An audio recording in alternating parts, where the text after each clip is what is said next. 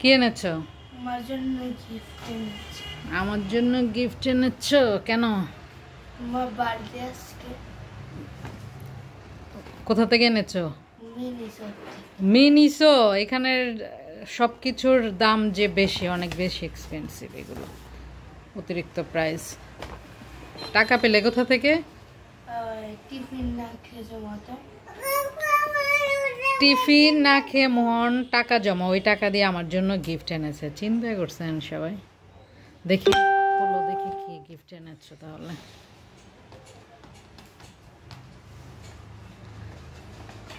আমি এইবার বার্থডে করব না বলেছি, গিফট নিব না, কিচ্ছু করব না, কিন্তু রাত 12টা থেকে ওরা শুরু করেছে। 11:30 থেকে প্রিপারেশন নিয়েছে, ভাই বোন এগুলো করেছে। ওরে বাবা রে বাবা, যে সুন্দর গিফট, মাশাল্লাহ।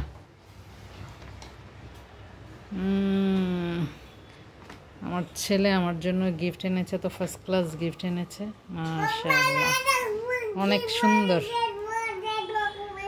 Thank you. দেখেছো আমার ছেলেটা আমার জন্য গিফট এনেছে। তুমি কি দিয়েছো মাম্মামকে? হ্যাঁ, তুমি আমার জন্মদিন জীবনের প্রথম খেতে এসেছো। আমার জন্মদিনের বড় গিফট এটাই, তাই না? আবার ছুঁনা, আমার ছুঁনা পাখিটা দেখেছো বাইতা মামনির জন্য কি এনেছে? ওলি বাবালি, যে সুন্দর একটা গিফট এনেছে বাইতা। হ্যাঁ, চারটাই সুন্দর। এগুলো জিনিস দামি হইলেও এটার কিন্তু বাবা রে বাবা, দেখছেন